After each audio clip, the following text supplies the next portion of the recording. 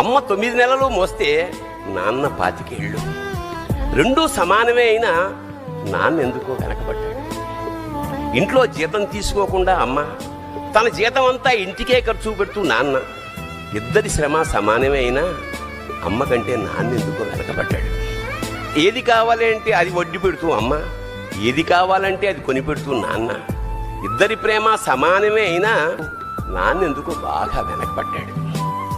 ఫోన్లోనూ అమ్మ పేరే, దెబ్బ తగిలినప్పుడు అమ్మ అని పిలవనే, అవసరం వచ్చినప్పుడు తప్ప మిగతా అప్పుడు గుర్తురానందుకు నాన్న ఎప్పుడైనా బాధపడ్డా? అమ్మకి అన్నో కొన్నో బంగారు నగలు, నాన్నకి బంగారం అంచున్న పట్టు పంచొకటి.